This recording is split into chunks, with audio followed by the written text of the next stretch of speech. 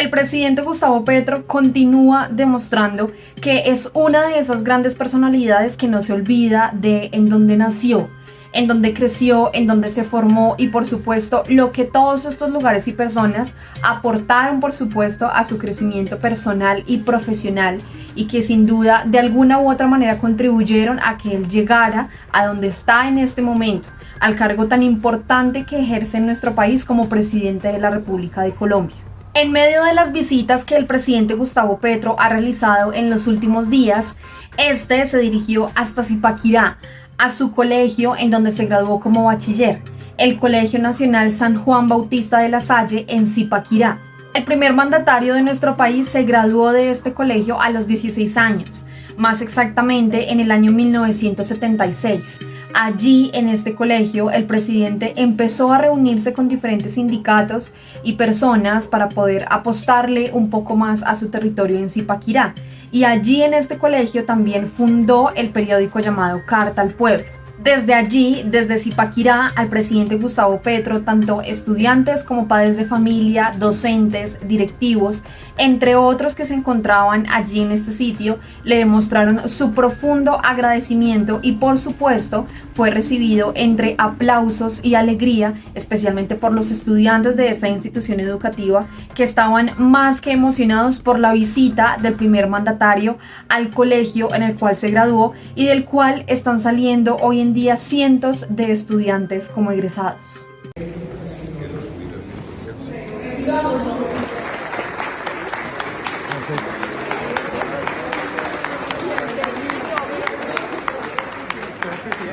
El alcalde de la ciudad de Zipaquirá lo recibe, le doy la cordial bienvenida.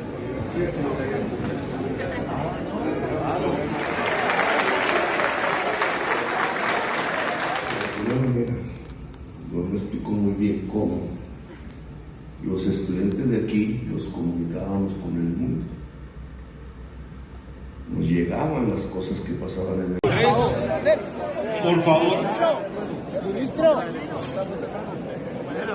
Aún nos queda contenido, agenda de esta socialización. Es muy importante para quienes no se han registrado. Bien. Gustavo.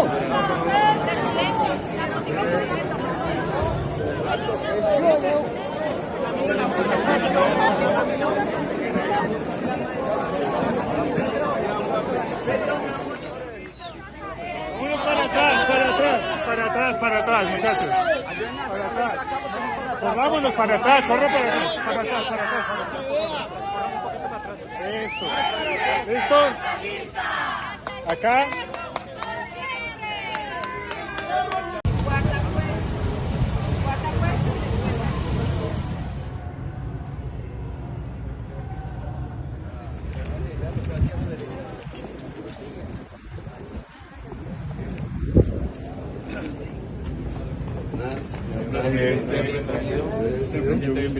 Buenos días, hermanos Díaz. ¿Cómo están? Bienvenido al colegio. ¿Cómo está, hermano? ¿Qué tal? Mucho gusto. Hermano César, muy bien. Universidad es matemático y estadístico. En esta visita, el presidente Gustavo Petro también aprovechó para firmar el libro de los visitantes ilustres a este colegio de Zipaquirá y adicionalmente también aprovechó para observar y posar frente a ese mosaico de egresados del año 1976 en donde él y otros compañeros se encuentran allí plasmados en una fotografía.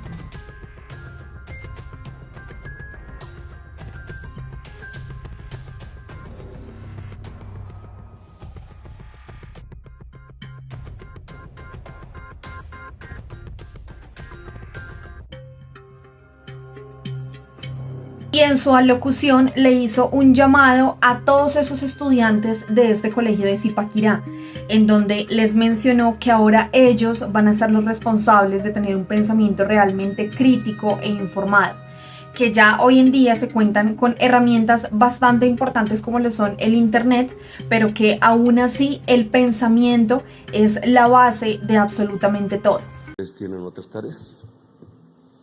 Tienen las tareas del pensamiento. porque es con el pensamiento como realmente se cambia el mundo. Hoy ya tenemos internet, ya tenemos televisión en colores, ya llega alta definición, ya podemos ver el mundo casi al instante. No hay que demorarse mucho, pero ese mundo nos está pidiendo también transformación. Y pasa por aquí como antaño. Bogotá se quedó sin agua. Eso no es una anécdota. Cuando aquí discutíamos si Bogotá iba a devorar la sabana, si iba a avasallar a Zipaquirá, hasta hicimos un movimiento cívico para detener eso años y discutíamos si lo que había que traer era el agua de Bogotá o mantener la independencia, alcalde del agua del municipio. Discusiones que parecían en ese momento un poco tontas. Mucha gente decía, ¿y por qué no vamos a tener el agua de Bogotá? Pues no sabíamos bien lo que se venía.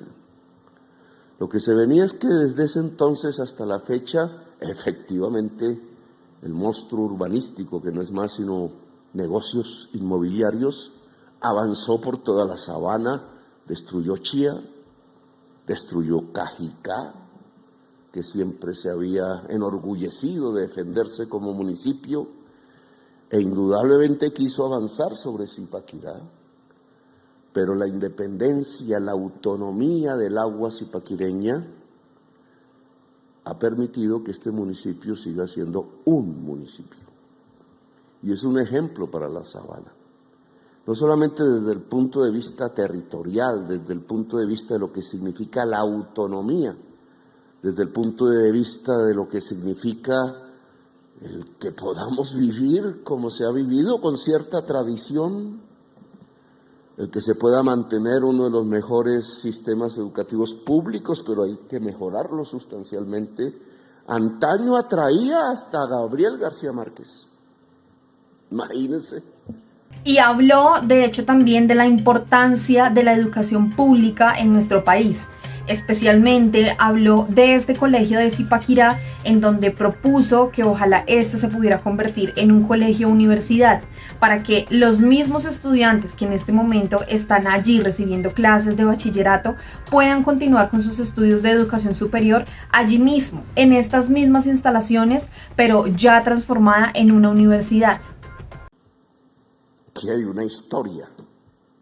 No por nada nosotros somos lo que somos, porque vinimos de aquí. Yo nací en la costa y mi familia es caribeña, como muchos caribeños, como Gabriel García Márquez, pero no hubiéramos sido nada, y lo dijo él mismo, escrito, sin mi bachillerato. Y mi bachillerato fue aquí. Entonces, aquí, en esta joya del pensamiento y de la educación pública hay que hacer algo más que pañetar paredes.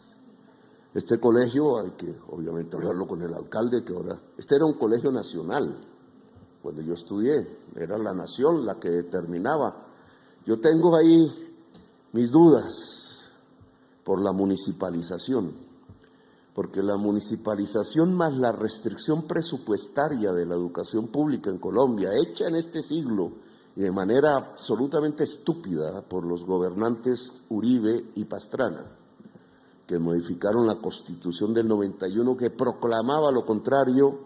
La educación pública tiene que ser fortalecida indudablemente, y si ahora está en manos del municipio, pues implica una concertación con el municipio. Pero aquí este colegio debe ser un colegio universidad, antes que nada. Tiene que subir su estatus de nuevo en términos de calidad.